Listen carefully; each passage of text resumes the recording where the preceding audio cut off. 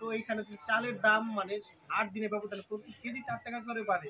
তো এটা আসলে এখন দেখা যায় সবজির দাম কম আছে কিন্তু চালের দামটা আসলে এটা আমাদের ধরাছোঁয়ার বাইরে। দেশে কিন্তু পর্যাপ্ত পরিমাণ ধান চাল আছে। আসলে এটা বড় বড় কর্পোরেট কোম্পানিরা আর বড় বড় মিলার যারা আছে তারা মজুত করে সিন্ডিকেট করে কৃত্রিম সংকট দেখায়া মনে করে যে পূর্ব দিনে মাথা কেজিতে ৮ থেকে ১০ টাকা ভোক্তাদের থেকে হাতিয়ে দিয়েছে। এটার ব্যাপারে সরকার মনে করেন যে ভালো করে মেলে বড় বড় কোম্পানিদের ওখানে যদি ভালো করে মনিটরিং করে চালের দাম কমার সম্ভাবনা আছে, কারণ দেশের ধান চালের কিন্তু অভাব নেই, পর্যাপ্ত পরিমাণ ধান চাল আছে। আমার মনে হয় যে তারা অন্তর্বর্তীকালে সরকারকে বিভ্রান্তিতে পালানোর জন্য, দেশে অরাজকতা সৃষ্টি করার জন্য এই কাজটা তারা অনেকে চাল দেখা গেছে 50 কেজি কিনতে 50 কেজি কিনছে না, বাজারে বাজেট নিয়ে আসছে দেখা গেছে সে 40 কেজি বাজে 25 কেজি কিন্তু সে 15 কেজি বা 20 কেজি কিনছে, মানে তার বাজারে আইসি একটা বাজেট নিয়ে বাজেট পেয়ে ওখানে কিছু কম নিচ্ছে, কিন্তু চাল কিনতে হবে তারও ভাত খাইতে হবে। তো অতএব দামাদামি করছে, কিন্তু দামাদামি করে কিন্তু ভোক্তা যারা তারা কম পাচ্ছে না, কারণ আমরা যদি কমে কিনতে পারি তাহলে আমরা কমে বিক্রি করতে পারি না। দাম তো উৎপাদনে যে কাটা হয়েছে আরো ১.৫ মাস আগে, এই চালগুলো কোথায় গেল, দামগুলো কোথায় গেল, এটা সরকার দিয়ে দেয়। মেয়েরা কর্পোরেট কোম্পানিগুলো মাল কিনে তারা ঘোড়া অঞ্চল করে রাখছে, বাজারে ছাড়তে আসে না, চালের দাম বাড়ার জন্য ১ কেজিতে ১২ টাকা ১৪ টাকা বাড়ছে। এখন তারা আবার বাজারে মাল ছাড়বে, মাল চালু তো অবশ্যই দেখেন, আমরা জানি যেটা পাওয়া যায় না ওটার দাম বাড়ে, আর আমাদের দেশে হলো দাম বাড়লে জিনিস পাওয়া যায়।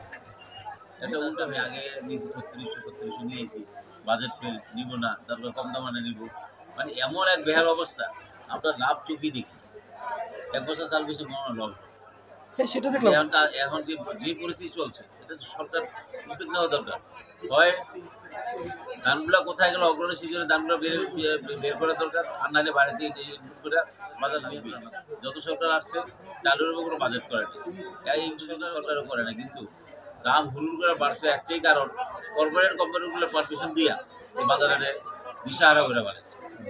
আগে যখন মিলাররা নিয়ন্ত্রণ করতো, মিলাররা ১ বস্তায় ৫০টা ১০০ টাকা বাড়াই দিয়ে তাদের বিবেকে পারত।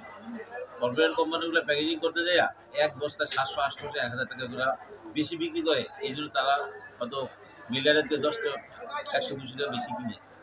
কিন্তু এই যখন কর্পোরেট কোম্পানিগুলো ছোটো প্যাকেজিং আসে তখন বাজার শান্ত আছে, যখন তারা বাজারমুখী হয়ে গেল, তারা পারমিশন পেয়ে গেল ২৫ কেজি বস্তা ৫০ কেজি বস্তা, তখনই তারা তাদের চাহিদা মতো মাল কিনে গোটাজাত করে রাখে। তারা যখন মনে করবে যে দাম কমাবে তখন বাড়াইবে, তখন তারাই বাড়ায়। দামগুলো গেল কোথায়, আপনার বাজারে তো নতুন চাল পাই, নতুন চাল দেখেন না, পুরো বাজার ঘুরে দেন, নাজির চাল নাই, কলার চাল নাই, এখন যে সন্না চাল দাম ওইটাও নাই নতুন।